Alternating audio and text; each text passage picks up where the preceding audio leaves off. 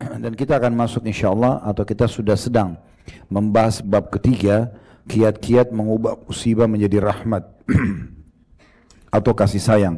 Bagaimana ujian dan musibah yang sedang datang berubah menjadi kasih sayang Allah subhanahu wa ta'ala. Kita sudah jelaskan poin nomor 1, sabar atas musibah dan yakin terhadap ketentuan Allah yang maha hak, ya, atau yang benar. Di sini pernah kita titik beratkan, kalau ibu-ibu masih ingat, ada 2 sayap kehidupan kita yang harus berimbang. Saya ingatkan kembali, yaitu kalau nikmat sedang ada, kita bersyukur. Dan kalau ujian sedang datang, kita bersabar. Nah, ini 2 hal tidak bisa berpisah satu sama yang lain. Kalau seseorang itu mendapatkan nikmat bersyukur dan ada musibah, dia malah tidak bersabar, maka seperti pesawat yang memiliki satu sayap saja. Atau sebaliknya, mungkin ada orang yang kalau diberikan ujian dia bersabar, kemiskinan, penyakit, dia bisa lalui dengan kesabaran. Tapi begitu Allah berikan kesembuhan, Allah bukain pintu rezeki, malah dia kufur nikmat. Makanya jadi tidak berimbang juga. Jadi ini sesuai dengan hadis Nabi SAW, ajaban di amri mu'min, sungguh mengagumkan perkara orang-orang beriman, wala yakunu dzalika illa lil mu'min. Dan itu tidak dimiliki kecuali oleh orang-orang beriman saja. In asabahu sarra syakar. Kalau diberikan nikmat dia pasti selalu bersyukur. Wa in asabahu dharra sabar. Kalau diberikan ujian maka dia akan bersabar. Jadi itu standarisasinya. Oleh karena itu kita harus paham, ibu-ibu sekalian, kalau dalam kehidupan kita pasti ada ujian. Siapa di antara kita tidak pernah diuji oleh Allah Subhanahu wa taala? Siapa di antara kita tidak pernah sakit, tidak pernah diganggu orang, tidak pernah misalnya luput darinya satu program, satu harapan, satu angan-angan. Semua pasti pernah kita lalui itu. Keselio kakinya, sakit giginya, demam tubuhnya, segala macam hal. Mungkin juga dia pernah ditipu oleh orang lain, disakiti oleh orang lain, orang utang nggak bayar, segala macam hal, digunjing, difitnah. Semua itu akan dilalui oleh semua manusia sebagai bentuk ujian. Siapa di antara kita nanti yang paling bersabar? Nah, dengan sabar itu artinya kita terima keputusan Allah, kemudian kita ikhtiar mencari jalan keluarnya. Allah selalu menguji hambanya, tidak akan melampaui kapasitasnya. Jadi kalau ibu sedang diuji oleh Allah dengan sesuatu, pasti ibu mampu melaluinya. Bukan ibu tidak mampu, ya. Allah tidak akan, kata Nabi SAW, menguji seorang hamba di atas kapasitasnya. Nah, ujian itu juga nanti akan melipat gandakan pahala, akan membersihkan dosa-dosa. Itu banyak hikmah yang bisa kita ambil. Dan yang paling penting dalam masalah ujian, kita jadi menyadari kalau kita punya Tuhan, Allah Subhanahu wa ta'ala. Karena kalau ujian sedang datang, kita lebih lunak hatinya, lebih tunduk fikirannya, lebih mudah dia untuk munajat dengan Tuhannya. Bahkan kita mudah sekali meneteskan air mata karena ada musibah yang sedang datang, untuk memohon jalan keluar dari Allah Subhanahu wa ta'ala. Dan saking cintanya Allah dengan ujian yang diberikan kepada hambanya, kalau hamba itu melalui dengan sabar, sampai kata Nabi SAW, kalau Allah mendengar doa yang sangat indah dari seorang hamba, karena dia bermanja-manja dengan Tuhannya, dia bermunajat dengan tulus, maka Allah menerlambatkan jawabannya beberapa hari lagi kemudian, beberapa waktu kemudian, agar hamba tersebut tetap dalam doanya. Dan dalam sebuah riwayat yang lain, nanti di hari kiamat di mahsyar, orang-orang yang ujiannya sedikit di dunia, ada tapi sedikit, itu akan merasa iri dengan orang yang banyak ujiannya semasa di dunia dan mereka lalui dengan sabar karena besarnya pahala yang mereka dapatkan. Sampai-sampai yang sedikit ujiannya ini berharap dikembalikan ke dunia hanya untuk digunting-gunting kulit mereka saja. Karena sakitnya itu, ya, supaya mereka bisa mendapatkan pahala yang besar dari kesabaran tersebut. Oleh karena itu, teman-teman sekalian, selalulah bersangka baik dengan Allah Subhanahu wa ta'ala. Kalau ada ujian yang sedang datang, kuncinya satu, sabar. Ingat perkataan Umar yang sering kami bahasakan dari awal kita bedah buku ini. Umar bin Khattab radhiyallahu anhu mengatakan, keadaan orang yang sedang diuji oleh Allah cuma 2. Yang pertama, itu yang sukses. Dia terima itu sebagai keputusan Allah. Misalnya kita bangun tidur sakit, ya, kita usaha investasi gagal, ya. Apalah ada harapan kita tidak terpenuhi misalnya. Dia terima itu sebagai keputusan Allah. Ya sudah, Allah lagi uji saya, gitu kan. Kemudian dia ikhtiar mencari jalan keluar. Maka orang seperti ini, dia akan mendapatkan pahala karena menerima keputusan Allah. Dia mudah melaluinya dan akan mendapatkan solusinya. Tapi sebaliknya orang kedua adalah orang yang tidak bisa menerima. Dia bangun tidur sakit, lalu dia berkeluh kesah. Dia marah-marah dengan dirinya sendiri, dia salahkan AC di kamarnya, dia salahkan orang di sekitarnya, dia salahkan minuman yang dia minum semalam atau makanan. Ini semua orang-orang yang tidak bisa menerima takdir Allah Subhanahu wa taala. Sehingga dia bisa berdosa dengan itu, dia sulit melalui dan tidak akan menemukan jalan keluarnya. Jadi keadaannya adalah memang kalau ada ujian, solusinya cuma sabar, nggak ada yang lain. Cuma sabar itu bukan duduk manis, elus dada, kemudian duduk gitu ya, tunggu. Ya, itu bukan, tapi sabar itu adalah menerima dulu keputusan Allah. Allah lagi uji saya sekarang, lalu kemudian dia ikhtiar. Lagi sakit, konsultasi sama dokter, minum obat, kemudian apalah ya, dia ikhtiar, orang utang nggak bayar, dia ikhtiar menagihnya, dia menggunakan jalur hukum atau apalah ya. Maka semua itu termasuk dalam masalah sabar.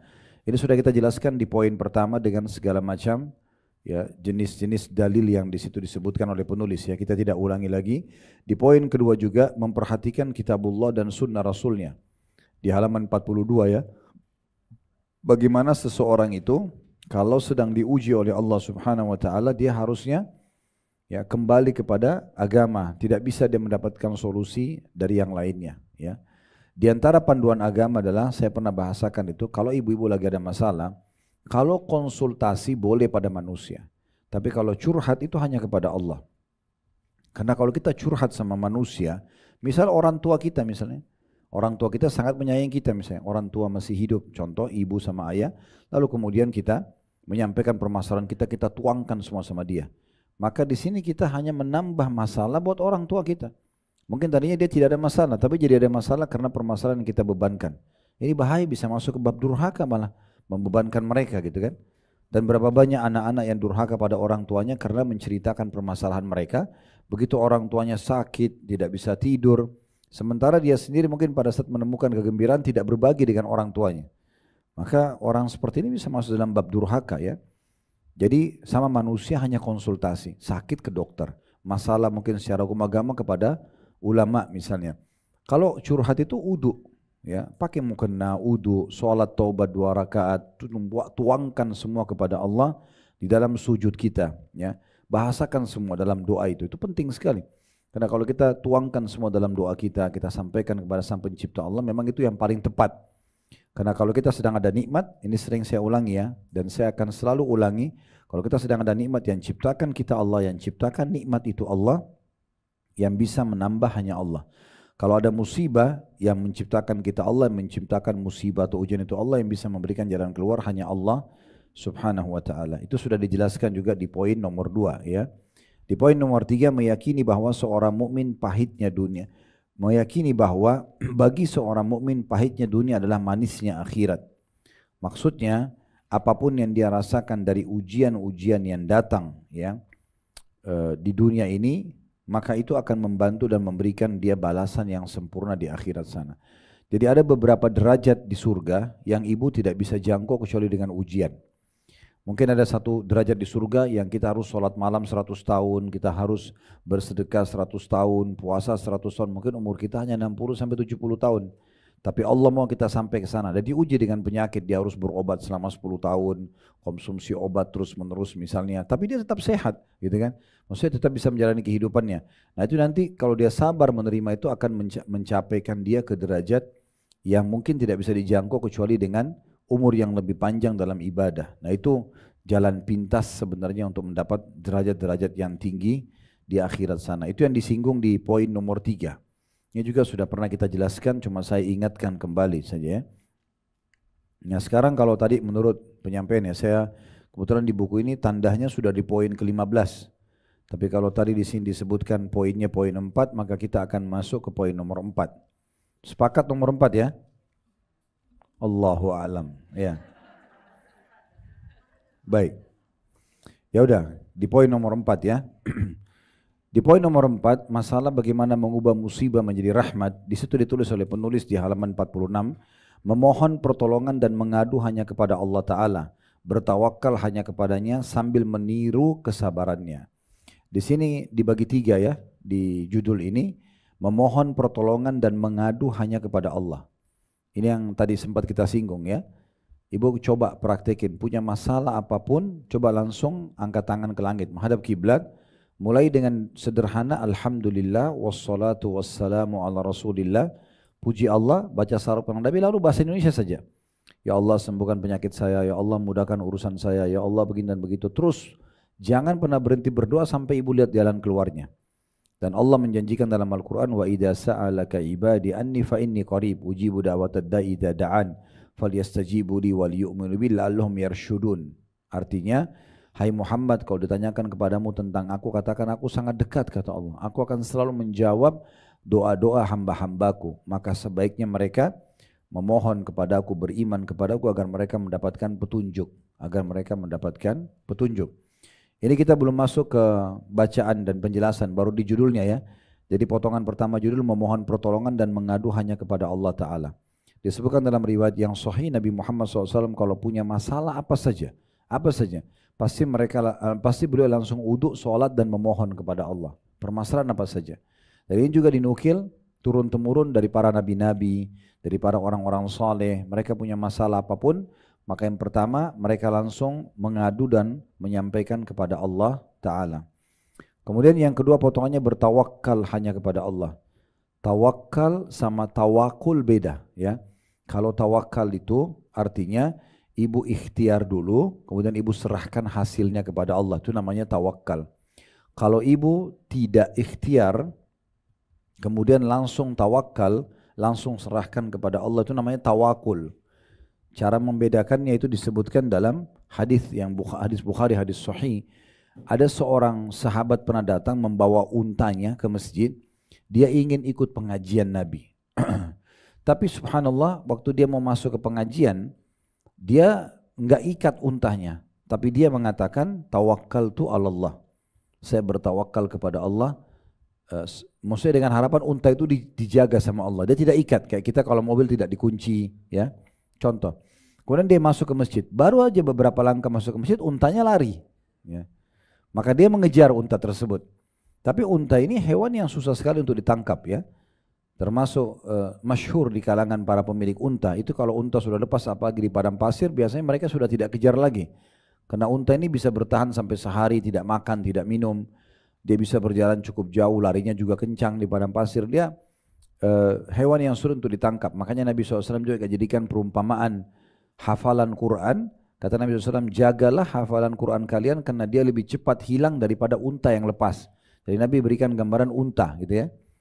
Nah orang ini rupanya karena untanya lari, dia kejar-kejar nggak dapat. Waktu dia kembali ke masjid, sudah selesai pengajian Nabi. Jadi nggak dapat ilmu, hilang juga untahnya gitu ya. Maka Nabi SAW tanya, ada apa dengan kamu? Dia bilang, ya Rasulullah ceritanya begini tadi. Saya bertawakal kepada Allah, saya tidak ikat unta saya tapi saya serahkan kepada Allah, lalu saya masuk ke masjid, tapi unta saya lari lalu hilang. Kata Nabi SAW, iqilha wa tawakkal Allah. Ikat dulu untamu, baru tawakal. Ikhtiar dulu, kunci dulu mobilnya, kunci rumahnya, ya, gitulah. Tutup makanan, apa itu ikhtiar dulu, baru serahkan hasilnya kepada Allah. Itu namanya tawakal. Ya. Itu yang Allah sebutkan di dalam surah At-Talaq ya, surah nomor 65 di ayat 3-nya ya. Allah mengatakan wa may yatawakkal 'ala Allah fa huwa hasbuh.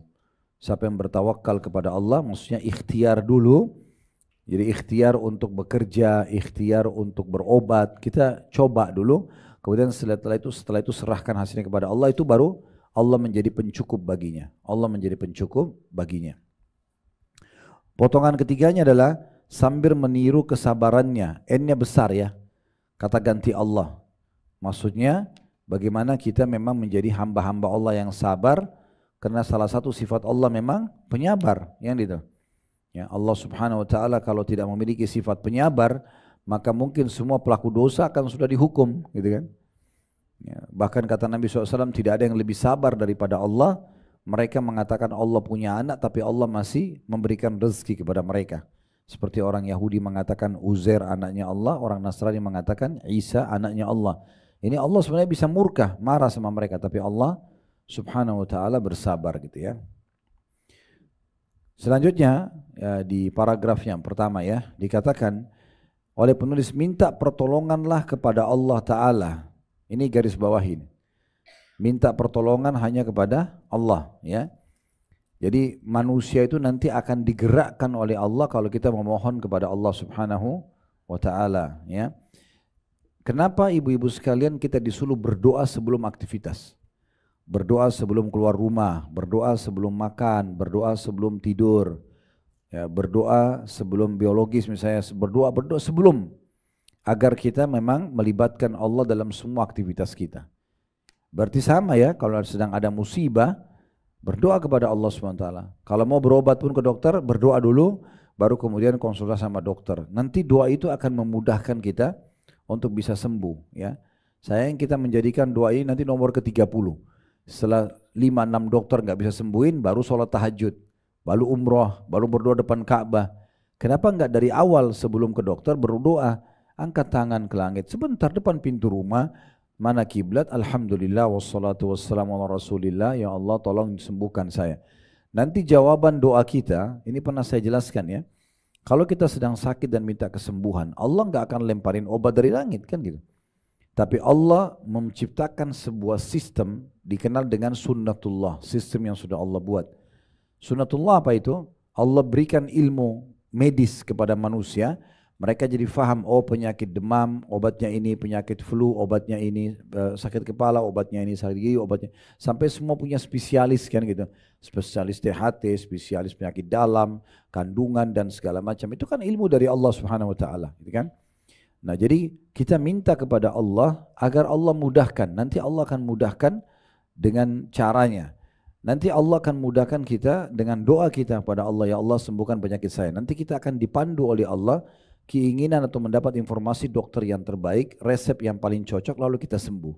Nah, seperti itu jawaban daripada doa kita. Itu yang perlu digarisbawahi di sini.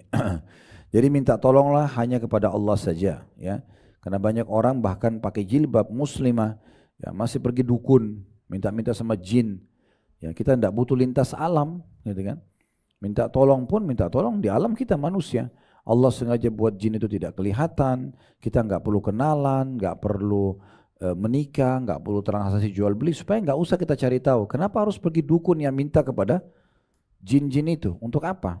Yang itu. Untuk buat pasangannya suka, untuk buat anaknya sembuh, untuk penyakitnya sembuh, untuk ini dan itu, semua itu tidak benar. Ya, berarti tidak minta kepada Allah Subhanahu Wa Taala. Saya ulangi dari kata penulis, minta pertolonganlah kepada Allah Taala agar diberi keyakinan dan menerima bahwa segala ketentuan itu dari Allah Ta'ala, sehingga dapat berusaha keras untuk menyembunyikannya dan tidak berkeluh kesah di hadapan makhluknya Allah Subhanahu Wa Ta'ala. Ya. Abdul Aziz bin Abi Daud berkata, 3 hal termasuk perbendaharaan surga. Maksudnya ini nanti akan menjadi harta simpanan terbaik di surga. Yang pertama, menyembunyikan musibah. Biarkan orang semua tahu kita tuh nggak ada masalah, ya. Kita tetap senyum, kita tetap ramah, kita tetap aktivitas. Mungkin kita sudah memiliki banyak 100 atau 1000 masalah, tapi nggak perlu orang lain lihat, cukup antara kita sama Tuhan kita Allah. Karena yang ciptakan kita Allah, yang datangkan ujian itu juga Allah. Sekarang kita keluhkan Allah kepada makhluk, kan nggak mungkin gitu, ya. Jadi kita harusnya kembali kepada pemilik dan penciptanya itu. Sama manusia nggak perlu, ya. Makin sering kita tutupi musibah yang sedang ada, dan saya bilang tadi, kalau konsultasinya pada ahlinya nggak masalah. Misalnya ibu lagi sakit, ibu ke dokter dan spesialisnya memang itu nggak ada masalah. Atau permasalahan agama ibu bicara sama seorang alim atau seorang dai yang ahli, lalu ibu tanyakan, itu tidak ada masalah. Tapi kalau semua orang demam saja, semua satu kampung tahu, satu RT tahu misalnya, gitu, atau semua masalah ditahu oleh semua orang gitu kan, ini dia nggak menyembunyikan permasalahan dia. Ya, kadang-kadang ada orang subhanallah semua masalah dia semua orang tahu. Dan dia sendiri yang buka, dia bilang sama temannya misalnya jangan cerita sama orang lain ya. Tapi semua temannya diceritain begitu. Jadi seakan-akan dia jalan depan temannya tanpa busana lagi gitu kan. Semua orang mengetahui tentang keadaan dia gitu ya. Nah ini keliru. Makanya orang yang bisa menyembunyikan musibahnya, dia hanya konsultasi pada ahlinya. Konsultasi itu nanya ya, saya sakit kepala sudah 3 hari, obatnya apa dok? Selesai. Gak usah curhat. Ya, panjang ceritanya, dok saya mau cerita dulu ya, saya minggu lalu nggak sakit, A, B, C, nanti ujungnya cuma 3 hari sudah sakit kepala. Ini. Sama juga dengan ustadz datang, ustadz suami saya sebutin kalimat talak jatuh nggak, selesai, itu namanya konsultasi. Kalau saya mau cerita dulu ustadz, pernah gitu ada orang kirim surat ke kantor, 4-5 lembar. Ini bacanya juga lama sekali gitu. Ujungnya cuma satu di situ, suami saya sebutin talak dalam keadaan marah, jatuh nggak ustadz. Cuman itu doang intinya. Tapi 3-4 lembar suratnya. Untuk apa semua cerita itu? Kan panjang. Saya juga nggak perlu tahu kan itu masalahnya apa. Contohnya. Tapi kalau curhatnya kepada Allah tepat. Sujud, minta kepada Allah, berdoa yang lama, nangis, lampiaskan semuanya kepada Allah SWT, itu betul. Itu betul. Jadi kalau ibu menyembunyikan musibah, maksudnya tidak diekspos ke orang-orang, kecuali kalau ahlinya tadi boleh saya bilang ya, maka itu berarti ibu akan dapat perbendaharaan surga. Ada nilai sendiri yang ibu akan dapatkan dari kesabaran itu. Kemudian yang kedua, menyembunyikan sakit. Kalau punya penyakit nggak perlu semua orang juga tahu, gitu kan? Karena kalau yang kita sampaikan di depan kita adalah orang yang mencintai kita, orang tua misalnya atau pasangan itu akan membuat mereka terbebani. Kalau kita menyampaikan kepada orang yang mungkin tidak kita kenal atau baru kita kenal dan bisa jadi musuh, berarti dia tahu celah kelemahan kita. Kan itu, yang bisa dijadikan sebagai senjata buat dia. Yang ketiga, menyembunyikan sedekah. Keluarkan tapi tidak menyampaikan kepada orang lain. Kalau misalnya sedekah itu sudah terlanjur depan umum, ada kotak amal di pinggir jalan masjid, ibu memang kasih pas buka jendela ada yang lihat, apa boleh buat gitu ya. Nah, kalau misalnya ada dilelang disampaikan satu proyek sosial, ini ada masjid mau dibangun bu, ibu mau nyumbang nggak? Oh ya saya nyumbang Ustaz, saya nyumbang. Karena lagi diajak di situ tuh lain. Tapi kalau ibu lagi duduk sendiri di rumah, terus buka WA ada sepupu yang minta tolong bayarkan anak saya lagi sakit, ada orang minta tolong bantuan apa, lagi terlilit utang, lagi ini, ibu transfer itu antara ibu sama Allah, itu jangan dibuka lagi, sembunyikan aja. Udah, semua amal soleh kita bu, kalau sudah dilakukan lupakan aja, tidak usah diingat-ingat ya. Sehingga kita akhirnya ucap-ucapin, tidak usah. Sudah Allah titipkan malaikat yang akan mencatat semua kebaikan tersebut, semuanya akan diperlihatkan. May ya'mal mithqala dzarratin khairan yara. Siapa yang buat seperti biji sawi dari kebaikan akan diperlihatkan dan akan diberikan balasannya. Wa may ya'mal mithqala dzarratin syarran yara. Siapa yang buat seperti biji sawi dari keburukan, selama dia tidak tobat akan diperlihatkan dan akan diberikan hukumannya. Jadi 3 hal ini adalah perbendaharaan surga, maksudnya sesuatu nanti yang paling membuat seseorang muslim pada saat masuk surga gembira karena ada tambahan dapat hadiah dan bonus di surga nanti. Kemudian kata penulis, hal senada dikatakan Abdullah bin Muhammad al-Harawi. Ia mengatakan sebagian dari mutiara kebaikan adalah menyembunyikan musibah, hingga Anda menyangka bahwasanya Anda tidak pernah terkena musibah sama sekali. Bahkan sebagian ulama salaf, mereka menganggap kalau musibah datang berarti bentuk kasih sayang Allah, karena Allah masih ingin dia kembali kepada Allah Subhanahu wa taala. Karena kalau musibah itu gampang sekali orang kembali kepada Tuhannya, ya. Sangat mudah dia untuk kembali kepada Allah Subhanahu wa taala. Dan perlu juga ibu tahu, kalau ujian sedang datang, itu seperti kita sedang diringkas, dipangkas umur kita di atas ketaatan. Kalau ibu lagi flu, demam, sakit kepala, misalnya terus ada teman telepon, ayo kita ke karaoke yuk, misalnya. Atau ayo kita ke sana, ibu pasti nggak mau. Jadi kita kayak ringkas. Yang biasanya kita buat dosa, kita jadi gak buat karena ada musibah. Oh lagi ada masalah berat gitu kan. Gak mungkin saya mau buat ini dan itu. Karena orang biasa buat dosa itu kalau waktunya lagi lowong, lagi banyak kesempatan, ya, waktunya lowong lah. Maka itu baru mereka terbuka pintu-pintu pelanggaran gitu. Di sini Aun bin Abdullah selanjutnya, ulama yang ketiga berkata, kebaikan yang tidak ada keburukannya adalah syukur dalam afiat atau keselamatan dan sabar dalam musibah. Maksudnya pahala yang sangat besar, balasan dari Allah SWT memuncak dan tidak ada keburukannya, bersyukur dalam setiap kebaikan serta juga bersabar dalam setiap musibah. Ya. Jadi tadi berimbang, syukur kalau ada nikmat, bersabar kalau ada ujian, ya. Ibu nggak usah khawatir kalau orang gosipin saya, Ustaz kan pegel, saya kalau nggak balas nanti nggak enak. Berarti ibu sama-sama dia kan melanggar. Semua pelanggaran sangat dekat dengan konsekuensi hukuman. Dia sudah dekat dengan hukuman. Ibu kalau balas berarti sama juga. Berarti ibu juga siap untuk dihukum. Sehingga nggak akan ada pahala sabarnya, karena sabar itu hanya didapatkan kalau sedang ada ujiannya kan gitu. Maka kita harus bersabar, lalui itu dengan kesabaran, maka insya Allah akan mendapatkan balasan yang maksimal. Lalu dikatakan oleh penulis selanjutnya, dan bukankah Anda wahai saudariku senantiasa mengucapkan dalam sholat minimal 17 kali sehari semalam, maksudnya baca Al-Fatihah. Ini kalau kita hitung sholat wajib ya, subuh 2 rakaat berarti 2 kali baca kan, kemudian duhur 4 rakaat berarti 4 kali baca, 2 tambah 4 berarti 6 ya, asar 4 kali, Berarti 10 ya. Maghrib 3 kali. 13 Isya 4 kali. Berarti 17. Nah itu yang dimaksudkan di sini. Bukankah anda wahai saudariku muslimah mengucapkan dalam solat minimal 17 kali sehari semalam, Iyyaka na'budu wa iyyaka nasta'in. Al-Fatihah ayat 5. Hanya kepadamu kami beribadah dan hanya kepadamu kami meminta pertolongan. Maksudnya harusnya kata-kata ini punya makna. Hanya kepadamu ya Allah kami menyembah, hanya kepadamu kami minta tolong. Berarti pertolongan hanya selalu diminta dari Sang Pencipta Allah Subhanahu wa taala. Siapapun orang di depan kita yang kita harapkan sesuatu dari dia, mohon kepada Allah karena Allah Tuhannya orang itu dan Tuhannya hajat kita. Siapapun yang di depan kita khawatir keburukannya, kita berlindung kepada Allah karena yang ciptakan dia dan keburukannya adalah Allah, gitu kan? Itu penting sekali. Ya, kita harus faham masalah ini. Makanya pernah ada seorang salafus saleh, dia lagi zaman dulu, ini kisah klasik sudah pernah saya sampaikan di pengajian-pengajian yang sudah lama itu. Saya tiba-tiba terlintas sekarang, tapi menguatkan bahasan kita. Ada seorang salafus saleh dulu, di masa itu orang kalau jalan mengandalkan cahaya matahari, ya, karena belum ada penerangan kayak kita sekarang. Jadi orang kalau sudah tiba maghrib, pasti mereka istirahat, pasang tenda, nginap dekat hewan tunggangannya. Di masa dulu belum ada kayak kita mobil segala macam ya.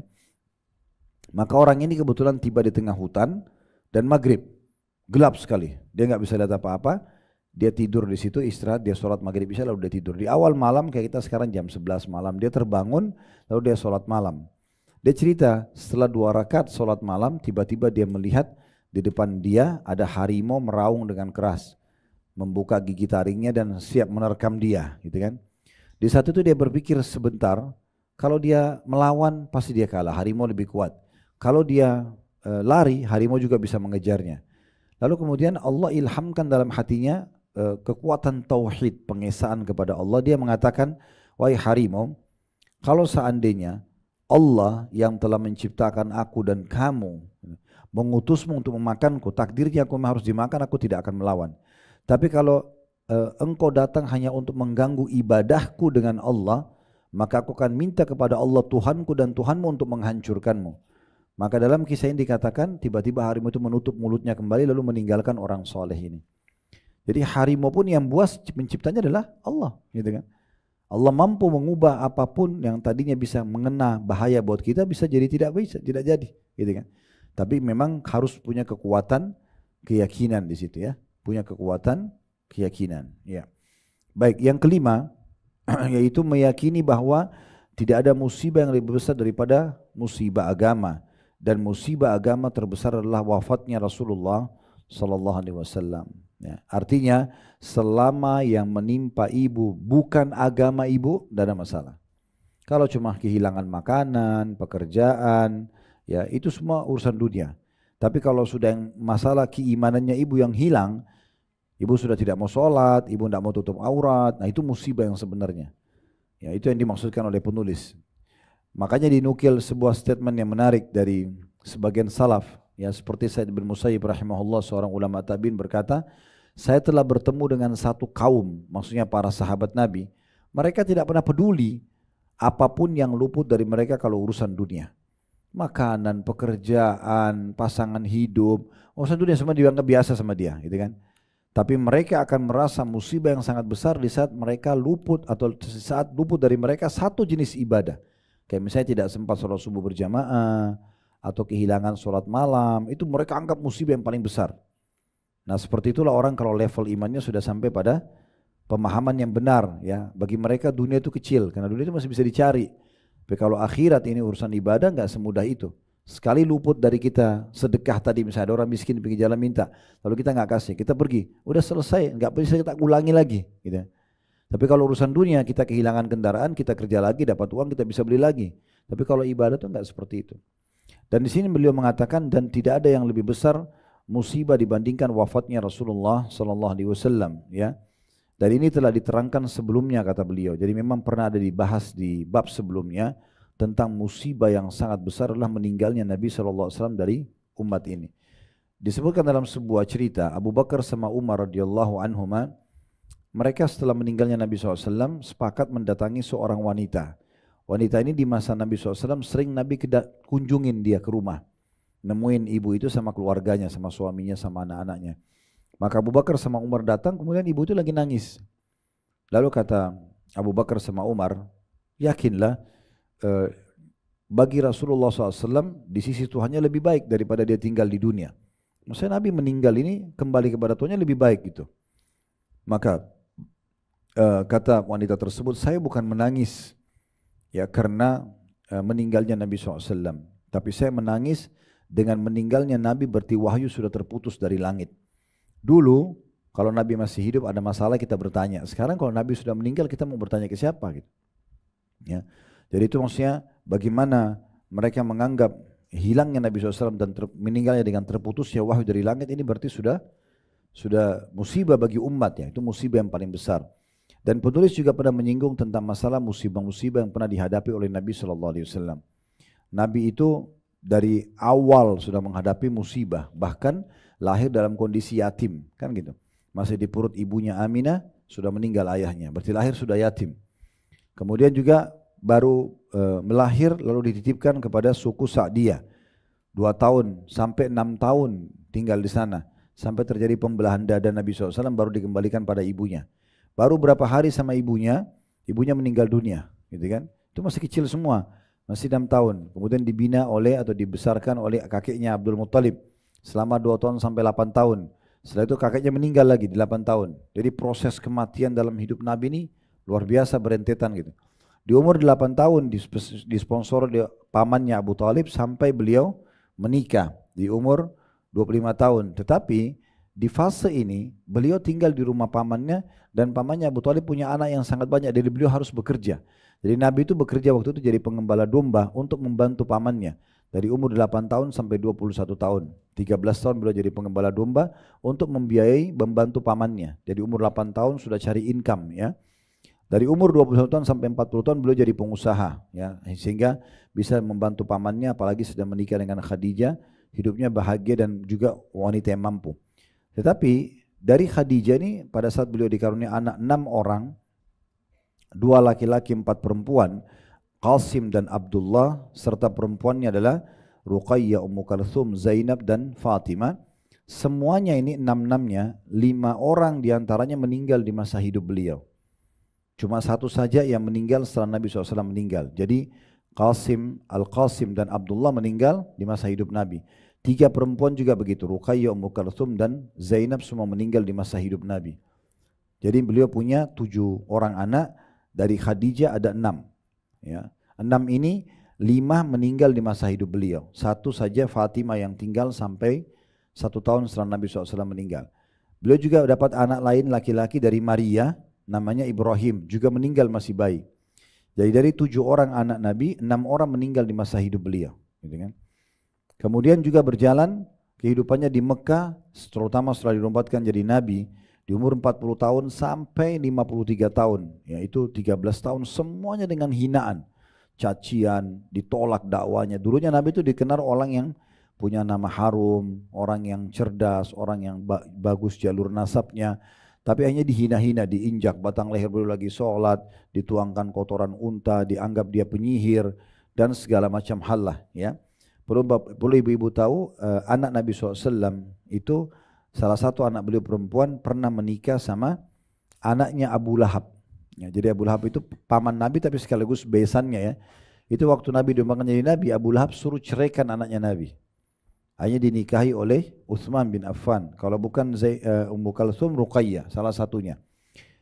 Yang jelas seperti itu keadaannya. Jadi anaknya pun diceraikan karena beliau berdakwah.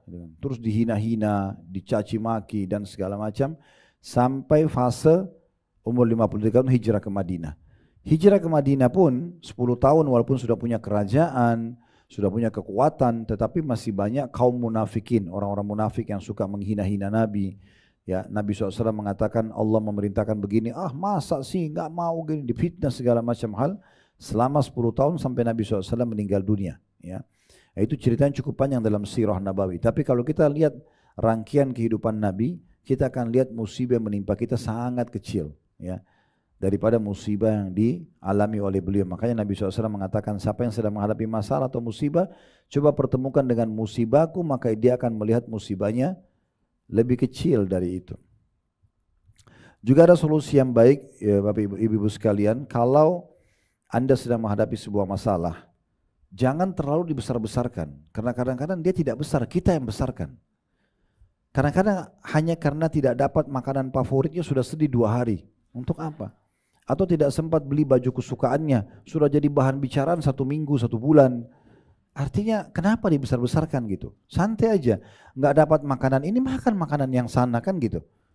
Dan jangan suka mengurung diri kita di bingkai kehidupan yang kita buat-buat sendiri ya. Ini sering saya kasih contoh, saya kalau tidak minum kopi pagi hari kepala saya pusing.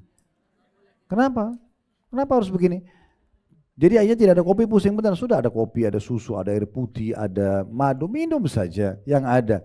Ada orang, saya nggak bisa makan kecuali di rumah saya, susah. Rumah temannya nggak bisa makan, rumah mertua nggak bisa makan, saya nggak bisa tidur kecuali pakai bantal saya. Ini kan jadi masalah. Pernah ada jemaah kami umroh sama kami bawa bantal, ibu-ibu.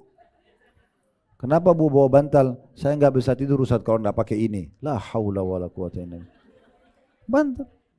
Artinya bantal mana saja bisa dipakai, ada bantal hotel, ada bantal. Kan gitu maksudnya. Kenapa besarkan permasalahan? Nah, masalah tidak ada. Kadang-kadang ada orang tidak ada masalah, dilahirkan masalah itu. Ya, untuk apa? Kalau musibah itu betul ada, gangguan orang, kita memang betul-betul sakit. Nah itu oke. Itu pun tetap kita diusahakan diperkecil. Anggap itu masalah kecil aja. Dia akan lebih ringan kalau kita kecilkan masalah itu. Kan gitu. Dengan cara membayangkan berapa banyak nikmat yang Allah berikan. Coba kalau kita mau bicara adil bu ya. Kalau dalam 1 tahun 365 hari Allah berikan kita kesehatan. Pernah kan kita lalui 1 tahun tidak sakit ya? Baik, tahun depan Allah uji kita 1 minggu saja flu. Kan tidak adil ya. Harusnya 1 tahun sehat, 1 tahun sakit kan gitu. Tapi 1 minggu itu saja udah luar biasa. Dibesar-besarin seakan-akan Allah itu sudah tidak adil sama dia, apalah segala macam. Atau dia dikasih nikmat mungkin 40 tahun. Tahun ke-41 diuji dengan 1 penyakit, diuji dengan 1 musibah. Dia lupa semua 40 tahun nikmat Allah. Lalu ini yang dibayangkan sama dia. Ini kan tidak adil namanya ya. Sementara ujian itu memang pasti akan datang, kan gitu. Baik, saya bacakan ya. Dikatakan jika musibah yang Anda alami sekarang ini wahai saudariku bukan musibah agama, maka sungguhnya musibah itu ringan. Hanya makanan, pekerjaan, pasangan hidup, gampang itu semua, bukan masalah berat ya. Asal kita tidak besarkan dan kita tinggal mohon kepada Allah. Tetapi pahalanya sungguh besar, jadikanlah sebagai kesempatan untuk mendapatkan rahmatnya. N-nya besar kata ganti Allah, sehingga musibah itu berubah menjadi rahmat. Kita masuk poin ke-6, mengetahui dan meyakini keutamaan orang yang teringat akan musibah di masa lalu, kemudian ia istirja. Dari sini mengetahui dan meyakini keutamaan orang yang teringat akan musibah di masa lalu, kemudian istirja. Kita baca dulu hadisnya biar lebih jelas ya. Diriwayatkan bahwa Rasulullah sallallahu alaihi wasallam bersabda, "Ma min muslimin wala muslimatin yusabu bi musibatin fayadhkuruha wa in tala ahduha fayuhdithu lidzalika istirja'an illa jaddadallahu lahu 'inda dzalika fa'atahu mithla ajriha yauma usiba biha." Tidaklah seorang muslim laki-laki atau perempuan ditimpa 1 musibah lalu ia mengingatnya kembali sekalipun sudah lama terjadi. Lalu ia membaca istirja. Ini sudah pernah kita sebutkan ya. Inna lillahi wa inna ilaihi raji'un. Namanya istirja. Kami milik Allah dan kami akan kembali kepada Allah. Jadi kalau ibu misalnya pernah kena penyakit atau pernah diganggu orang atau pernah orang ganggu, gosipin, difitnah tahun mungkin 10 tahun yang lalu. Lalu kita mengingat lagi kembali kejadian tersebut antara kita sama Allah. Lagi duduk terus kita merenung. Oh pernah ada musibah itu menimpa saya. Lalu kita bilang lagi, walaupun sudah dapat jalan keluarnya ya, misalnya orang itu sudah dihukum sama Allah, kita bilang inna lillahi wa inna ilaihi raji'un.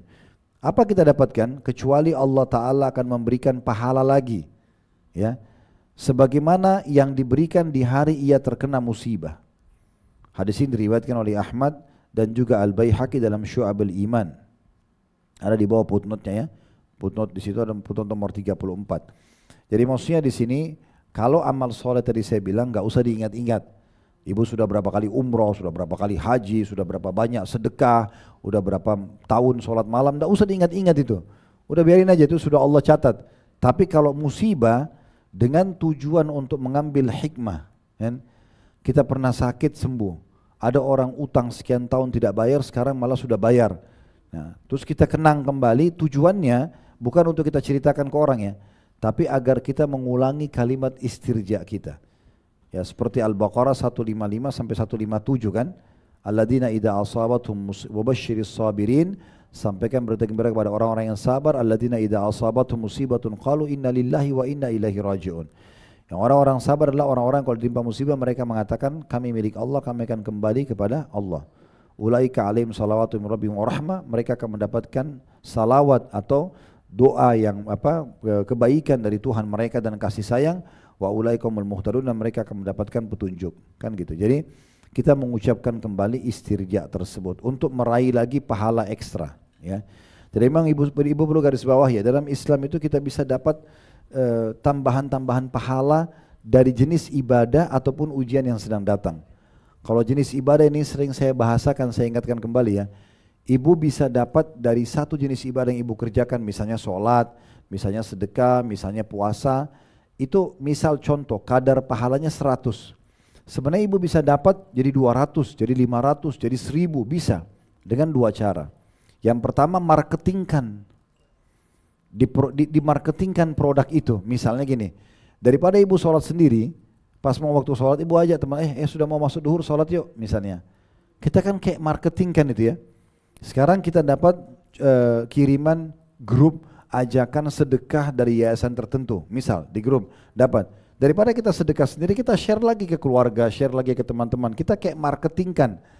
Nah kalau misalnya dari orang-orang yang menerima panggilan sholat kita atau panggilan sedekah kita, anggaplah 10 orang aja dari 100 orang di grup kita atau 200 misalnya, maka kita akan dapat pahala orang-orang yang mengikuti kita, kan begitu.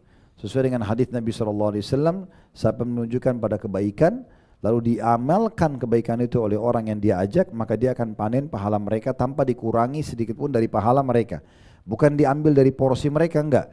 Jadi kalau kita misalnya sholat dapat 100 pahala, terus kita undang orang lain atau kita ajak teman-teman pengajian, teman kantor, teman bisnis, ayo sholat yuk. Atau ibu mungkin punya perusahaan, pegawainya diajak misalnya. Lalu mereka pada sholat, anggaplah 10 orang aja, masing-masing juga dapat 100 pahala. Nanti kita dapatnya 1100 pahala, karena 100 punya kita, 1000 dari mereka, tanpa dikurangi sedikit pun dari pahala mereka, kan gitu. Jadi caranya kita marketingkan soal ibadah itu. Yang kedua kemasan, mengemas. Ini sering saya kasih contoh ya. Kalau ibu bangun sholat malam, misalnya nanti malam ibu sholat malam, ibu bangun, ibu pas bangun ya sudah, saya mau sholat malam deh. Pakai mukenahnya yang ada, pakai sejadah yang ada, langsung sholat baca surah yang terlintas aja. Ya, biasalah inna ataina wal asr gitu kan. Ya. Misal contoh. Ini yang ketawa tahu diri rupanya. Baik. Itu kan beda dengan orang yang mengemasnya. Gimana kemasannya? Dia memang sebelum tidur malam dia sudah siapin mukenah yang sudah dicuci. Dia semprot parfum mukenahnya karena niat mau ketemu sama Allah, sejadahnya bagus gitu kan. Dia sudah pilih surah apa yang dia mau baca, itu kan kemas namanya. Nah kemasan ini menambahkan ekstra pahala. Jadi kita bisa menambah pahala kita dengan itu. Ibu mau sedekah, ibu keluar dari rumah, misal ada orang miskin ketemu di jalan, buka dompet ada uang 50 ribu, kasih aja. Dapat pahala, tapi beda dengan orang yang mengemasnya. Ibu memang sudah sisipin uang 50 atau 100 ribu yang baru, khususnya sedekah.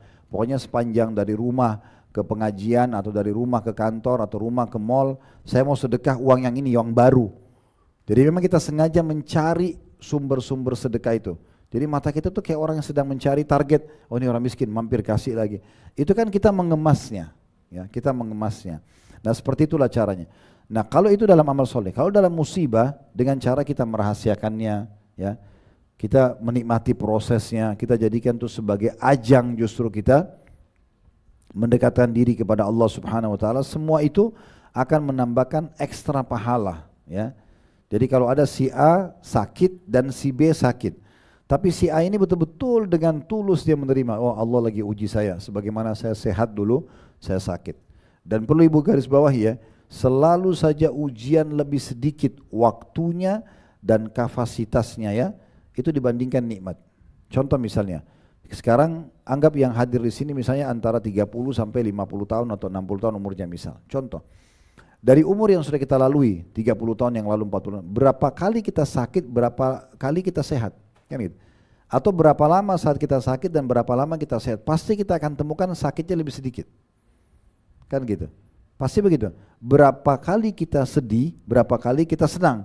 Coba pertemukan secara persentase, kita akan temukan senangnya lebih. Berapa kali kita lapar, berapa kali kita kenyang. Kita akan temukan lapar lebih sedikit daripada kenyang. Bahkan kita sekarang misalnya lapar tadi, ibu makan cuma 1 piring, kenyangnya sampai malam.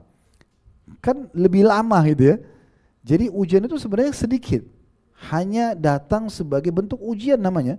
Orang diuji itu berarti akan didatangkan, mau dites kualitas dia. Seperti orang ujian kalau lagi sekolah, habis itu dia naik kelas. Nah gitu. Nah seperti itulah kurang lebih gambarannya. Baik, itu yang dimaksud di poin ini ya. Selanjutnya kita akan coba masuk poin ke-7. Mengetahui dan meyakini perbedaan kenikmatan dunia dan akhirat. Ya. Di sini penulis mengatakan musibah di dunia memang pahit, gangguan orang, sakit segala macam. Namun itu tidaklah berlangsung lama. Tadi sudah saya kasih contoh ya, misalnya lapar sama kenyang, pasti kenyangnya lebih lama kan gitu. Sama sakit sama sehat dan seterusnya lah. Maka beliau mengatakan bersabarlah, karena justru di saat datang ujian itu pahalanya memang dengan sabar. Gak bisa kita dapat apa-apa di situ kecuali dengan sabar. Karena pahala kesabaran di akhirat sungguh sangat manis lagi kekal. Artinya pasti akan dibalas oleh Allah dan juga sifatnya kekal. Karena di surga orang kalau masuk abadi. Orang yang mengetahui perbedaan dua hal ini tentu akan memilih kelezatan pahala akhirat dengan istirja dan bersabar atas musibah. Kenikmatan dunia yang hilang dengan musibah sungguh terlalu sedikit jika dibandingkan dengan besar dan agungnya pahala kesabaran di akhirat sana. Orang yang mengerti perbedaan dua hal ini tentu akan memilih sesuatu yang besar dan juga agung. Allah berfirman berhubungan dengan masalah ini dalam surah An-Nisa ayat 77. Qul mata'ud dunya qalil wal akhiratu khairun liman ittaqa wa la tudlamuna fatila. Katakanlah hai Muhammad, sampaikan kepada umat manusia dan termasuk umatmu, kesenangan dunia itu hanya sebentar atau sedikit dan akhirat lebih baik bagi orang-orang yang bertakwa. Dan kamu tidak akan dizalimi sedikit pun. Kalau para nabi-nabi juga diuji, orang-orang soleh diuji, dan mereka sabar melaluinya serta mendapatkan derajat yang tinggi di surga. Karena itu kenapa kita tidak ikutin langkah itu? Sekali lagi saya ulangi, kalau musibah sedang datang, opsinya ibu terima atau ibu tidak terima. Tidak ada opsi lain kan? Ibu kalau tidak terima itu bisa dosa karena nggak terima keputusan Allah. Mirip ibu kalau kerja di kantor, ada keputusan owner, tapi ibu gak suka. Ya pilihannya ibu dipertahankan kerja atau tidak, kan gitu. Gak ada yang lain, nah sama dengan itu. Bisa dapat dosa, sulit melaluinya, karena kita gak bisa terima. Gak terima sakitnya, gak terima ini dan itu, kita sulit dan tidak menemukan jalan keluarnya. Tapi kalau kita terima, oh Allah lagi uji saya, kita faham. Dan pasti ada balasannya besar di akhirat sana. Kita dapat pahala, mudah melaluinya dan dapat solusinya, kan gitu. Jadi kita nggak ada opsi, kecuali kalau ada opsi, nggak ada opsi lain memang. Solusi terbaik adalah sabar, terima dengan sabar atau memang tidak terima tapi tidak akan mendapatkan apa-apa, gitu kan. Lalu kata beliau di sini, sungguh apabila seseorang memilih yang sedikit dari yang sedikit, maksudnya dunia, maka ia telah mengorbankan bagian yang besar lebih banyak dan kekal. Di manakah akal sehatnya? Ya, maksudnya seharusnya dia merenungi masalah itu. Baik, selanjutnya poin ke-8, bagaimana mengubah musibah menjadi rahmat, mempersiapkan dirinya untuk menghadapi musibah dan meyakini bahwa musibah itu termasuk ketentuan Allah Ta'ala dan takdirnya. Artinya kita harus siap. Di muka bumi ini, Bapak Ibu sekalian, Allah ciptakan berpasang-pasangan ya, lapar sama kenyang, sehat sama sakit, muda sama tua, ya, hidup sama mati, kan gitu. Itu Allah ciptakan semua. Jadi kalau kita tahu hari ini kita sehat, kita harus punya cadangan, nanti kita bisa sakit. Ya, kadang-kadang sakit itu tidak kita programin, karena tidak ada orang yang mau sakit kan. Tapi tiba-tiba bangun tidur flu, tiba-tiba kita sudah rajin sikat gigi, segala macam, tapi sakit gigi gitu kan. Ada saja jalan, di jalan yang bagus keseleo, ya. Ada saja, subhanallah ya. Kadang-kadang kita juga mungkin orang yang olahraga pegel, orang yang tidak olahraga pegel, kan itu. Ada saja gitu, ada. Jadi ada saja seperti itu. Nah, kita harus punya cadangan. Oh iya, jadi kalau ada ujian datang sekecil apapun, apalagi kok sampai besar ya, kita udah siap untuk sabar. Sabar tuh, oh ya Allah lagi uji saya, selalu begitu. Udah saya terima aja deh, sambil ikhtiar ya. Saya sering kasih contoh kalau tidur sehat nih, tapi bangun tiba-tiba flu. Nggak usah AC disalahin, coba semalam saya nggak kecilin, mungkin saya tidak ini, coba saya tidur pakai selimut, coba saya tidak minum dingin, air es. Jadi kita cari urusan dunia, sebenarnya sudah terjadi. Apa manfaatnya? Nggak ada manfaatnya. Nggak ada manfaatnya. Tapi kita bangun, oh Allah lagi uji saya. Kita punya persiapan untuk itu. Lalu ikhtiar aja, minum obat, minum teh hangat, udah gitu aja, dan nikmati aja prosesnya, karena tetap harus kita lalui. Mau nggak mau harus kita lalui. Nah seperti itulah. Itu yang dimaksud di sini ya. Jadi kita punya persiapan diri untuk menerima itu.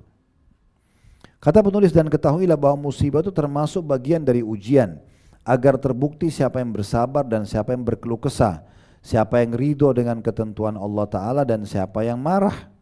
Siapa yang, maksudnya marah itu marah pada Allah ya. Kenapa saya diuji begini, kenapa saya ditimpa ini gitu. Dan tidak ada manfaatnya buat dia.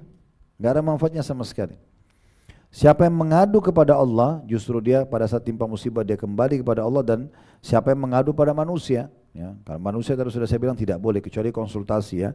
Siapa yang hanya memohon pertolongan kepada Allah, dan siapa yang meminta bantuan kepada syaitan, pergi pada dukun, ya, penjaga gua, apalah segala macam, dan musuh-musuh Allah Ta'ala lainnya, ya, seperti orang-orang non-muslim yang malah mengajarkan dia jauh dari agamanya, atau para ahli maksiat malah mabuk-mabukan, malah narkotika dan segala macam. Abul Farraj Ibnul Jauzi rahimahullah mengatakan bahwa obat bagi orang yang tertimpa musibah ada 7. Obat bagi orang yang tertimpa musibah ada 7. Ini menurut Ibnul Jauzi rahimahullah. Yang pertama, agar bisa ya menghadapi musibah dengan tenang, mengetahui bahwa dunia adalah negeri cobaan dan penderitaan, dan tidak mungkin bagi kita untuk mengharapkan kesenangan yang hakiki. Maksudnya tidak bisa senang terus gitu di dunia, nggak ada. Pasti akan ada ujiannya, gitu kan? Maka tadi di awal pembukaan saya bilang, siapa di antara kita yang belum pernah diuji? Pasti akan ada ujiannya. Yang hakiki nanti di akhirat, karena abadi semua. Ya, di dunia ini kita kepemilikan pun sementara. Ibu punya rumah atas nama ibu, sementara. Ibu mati, selesai, jadi warisan. Berapa kali kita tinggal di rumah, rumah itu sudah rumahnya orang lain, gitu kan? Saya pernah Allah amanahkan kami ambil beli satu rumah di dekat kantor. Rumah itu subhanallah dibangun oleh orang lain. Saya tahu siapa yang bangun gitu ya. Dibangun oleh orang lain, setelah jadi semuanya dia tinggal sekeluarga, tiba-tiba dia butuh uang dijual. Terus saya masuk di rumah itu saya jadi berpikir, bagaimana mudahnya pindah tangan kepemilikan rumah itu. Hanya datang satu ujian karena butuh uang langsung pindah. Dan berapa kali tanah yang kita tinggalin itu sudah sekian banyak orang yang tinggali sebelumnya. Memang begitu dunia. Tidak ada kepemilikan abadi, ya. Yang maksimalnya kalau kita meninggal semuanya sudah bukan punya kita lagi, kan gitu. Tapi kepemilikan abadi di akhirat. Akhirat itu ibu satu kali punya istana itu selamanya punya ibu. Sekali punya baju itu selamanya. Dan kata Nabi SAW, sampai masuk surga tidak akan habis masa mudanya.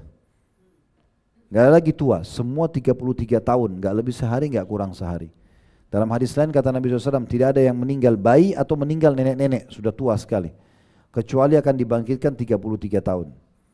Ya. Jadi nggak ada lagi masa tua. Sekali yang dikhawatirkan di dunia, di akhirat sudah tidak ada semua. Takut keriput, takut apa segala macam, nggak ada. Ubanan nggak ada semua. Gitu. Badannya sehat, tidak akan pernah sakit di akhirat. Nggak ada lagi. Nabi rincikan, nggak beringus, nggak meludah, tidak buang air besar, tidak buang air kecil. Semua yang tidak dibutuhkan oleh tubuhnya dari makanan dan minuman akan keluar dalam bentuk ringan lebih wangi dari kasturi. Kan gitu. Dan di surga apapun, jadi kan di dunia kan kalau kita makan yang jadi nutrisi kan jadi nutrisi, jadi energi ya, yang tidak jadi kotoran kan. Nah, di surga nggak ada lagi WC, nggak ada. Jadi kalau makanan tidak dibutuhkan keluar dalam bentuk itu pun lebih wangi dari kasturi. Ya itu makanya yang abadinya di sana, di akhiratnya. Seorang muslim kan punya kewajiban ya, rukun iman kita yang kelima kan iman kepada hari kiamat, diantaranya keberadaan surga dan neraka. Ibu nggak boleh ragu dengan itu. Nah di sana memang kepemilikannya abadi, sekali kita miliki selamanya. Makanya Allah selalu ikutkan kata jannah atau surga dengan khalidina fiha, kekal di dalamnya, kekal di dalamnya. Sekali kepemilikan seterusnya, gitu kan. Nah, seperti itulah. Jadi kita fahami bahwasanya dunia ini memang ada ujiannya. Enggak ada yang hakiki nikmat selamanya kecuali di akhirat. Itu kata beliau, obat paling mujarab menurut Ibnu Jauzi yang pertama dalam menghadapi musibah. Kalau memang pasti kita akan diuji di dunia. Dan tidak ada opsi kecuali bersabar gitu. Yang kedua, mengetahui bahwasanya musibah itu telah ditetapkan oleh Allah Ta'ala dan ketetapannya pasti akan tiba. Apa yang menimpa ibu dalam kehidupannya itu sudah dicatat sebelum ibu diciptakan. Gak bisa kita hindari. Ada yang murni ujian, ada yang penyebabnya kita. Ya. Kayak kita sengaja ganggu orang, orang balas kita. Itu karena kita penyebabnya. Atau memang Allah datangkan sebagai ujian murni. Kita biar tidak melakukan apa-apa, Allah datangkan ujiannya. Kayak kita tiba-tiba sakit kan gitu. Kita baik-baik saja, kita pinjamin orang uang tidak dibayar, kita investasi niatnya baik tapi malah ditipu. Itu seperti itu musibah. Makanya Ali radhiyallahu anhu mengatakan, siapa yang diberikan harta oleh Allah, seharusnya agar maksimal dapat pahala di harta itu dia harus faham. Dia memperbaiki jamuan buat tamunya. Dia melanjutkan hubungan silaturahim, dia membantu orang miskin, membantu para mujahidin, membantu orang terputus jalan, ya. Dan dia bersabar atas ujian yang datang pada hartanya. Jadi nggak mungkin ada orang punya harta lalu tidak ada ujiannya, pasti ada ujiannya. Ya tadi ditipu orang, utang nggak bayar, ada ujiannya. Dan kata Ali, kalau dia lakukan ini, dia memperindah jamuan buat tamunya, buat keluarganya silaturahim, bantu orang miskin, dia sedekahlah. Dia juga nikmati buat dirinya dan dia sabar kalau ada ujian hartanya, maka dia dengan itu mendapatkan derajat tinggi dunia dan derajat tinggi di akhirat. Jadi seperti itu, ya. Baik, ini yang kedua. Jadi kita mengetahui bahwasanya musibah itu sudah ditetapkan oleh Allah Ta'ala. Mau nggak mau akan terjadi, pasti terjadi. Yang ketiga, membayangkan musibah yang lebih besar daripada yang sedang ia derita. Nah, jadi kaidahnya, ibu kalau lihat nikmat, supaya nikmat itu besar, lihat orang yang di bawah kita. Misalnya ibu punya mobil tahun 2020, ya. Jangan lihat orang yang punya 2024. Tidak bersyukur. Lihat orang yang masih punya mobil di bawah kita, ya gitu. Kita punya rumah di satu lokasi misalnya, anggap jauh di pelosok, di Jakarta pun misalnya jauh di pinggiran. Oke, jangan lihatlah orang yang di sebelah, mungkin di sekitar rumah-rumah kita banyak sekali rumah yang masih gubuk, yang masih atau mungkin masih ngontrak, orang masih kos-kosan atau tinggal di pinggir kali. Itu yang kita lihat supaya kita bersyukur, kan gitu. Jangan lihat orang yang punya rumah lebih bagus di Jakarta Pusat, maka tidak pernah bersyukur, kan gitu. Jadi kalau ada ujian, ada nikmat, lihat orang yang di bawah kita. Kata Nabi SAW, kalau kalian diberikan nikmat, maka lihatlah orang yang lebih rendah dari kalian, maka kalian akan lebih bersyukur, karena dengan bersyukur bertambah. Nah, kalau musibah terbalik, ibu lihat orang yang lebih berat. Misalnya kita flu, ada orang flu sama demam. Kita flu sama demam, ada orang flu demam rematik, gitu. Kita flu demam rematik, ada orang yang sudah meninggal, kan gitu. Atau stroke misalnya. Jadi kalau ada musibah, lihat orang yang lebih berat. Supaya kita mengingat musibah kita jadi kecil. Itu yang dikatakan di poin ketiga, membayangkan musibah yang lebih besar dari yang sedang diderita. Ya, seperti misalnya ada orang ditipu 1 juta rupiah, misal contoh. Yang dia lakukan adalah supaya dia bisa menerima musibah atau ujian itu, dia mengatakan syukur ya cuma 1 juta, kalau 10 juta saya kasih kemarin, nah gitu kan. Jadi seakan-akan memang itu jadi kecil buat dia, ujian datang gitu. Yang keempat, merenungkan keadaan orang yang diuji dengan ujian yang sama, bahwa ia tidaklah sendirian. Kayak kita flu, ada juga semua orang flu. Kita demam, semua juga orang demam. Kita ditipu, semua orang juga semua ditipu. Lain halnya musibah di neraka, karena orang yang kekal di dalamnya dikurung sendirian, sehingga ia menyangka bahwa tidak ada orang yang kekal di neraka selain dirinya. Kalau musibahnya adalah sudah masuk ke neraka, itu baru tidak bisa kita berbicara apa-apa lagi. Tapi kalau musibah cuma di dunia, maka pastikan musibah yang sedang menimpa kita itu menimpa juga manusia yang lain. Kalau kita cuma sendiri bu, ditipu orang satu dunia ini, baru kita bisa protes. Orang semuanya banyak ditipu. Atau di sini mungkin bu, siapa yang hadir di sini, masya Allah sekian puluh orang ini, siapa yang belum pernah ditipu orang? Saya mau kasih mikrofon saya nih, John. Bicara cerita, oh saya 30 tahun tidak pernah ditipu orang gitu ya. Atau 40 tahun saya hidup, saya tidak pernah digosipin orang, ada? Nah, atau saya tidak pernah sakit gigi, nah, saya nggak pernah masalah sama pembantu saya, ada? Ya. Atau saya tidak pernah ada masalah sama suami saya, tidak pernah masalah sama anak saya, misal. Berarti semua orang lalui enggak? Kan jadi kita faham, kecuali kita sendiri, baru kita mungkin protes, ini kan semuanya orang. Tinggal dilihat siapa yang bersabar gitu ya. Yang kelima, melihat mereka yang diuji dengan musibah yang lebih berat, sehingga penderitaannya akan terasa ringan. Maksudnya cari orang yang lebih berat daripada kita. Yang keenam, mengharapkan pengganti yang lebih baik dari musibah yang menimpanya, termasuk ketika kehilangan anak atau istri ataupun suami. Jadi maksudnya kalau selama meninggal anak misalnya, mohon kepada Allah SWT agar dipertemukan di akhirat. Kalau dia masih muda mungkin dia mohon agar Allah SWT gantikan lagi anak yang lain misalnya. Tidak ada masalah dengan pasangan hidupnya, tidak bisa dilanjutin rumah tangganya. Baik, berharap Allah berikan penggantinya yang lebih baik. Tidak ada sesuatu yang mustahil, gitu kan? Semua tetap bisa saja ya diharap kepada Allah SWT gitu. Yang ketujuh, mengharapkan pahala kesabaran.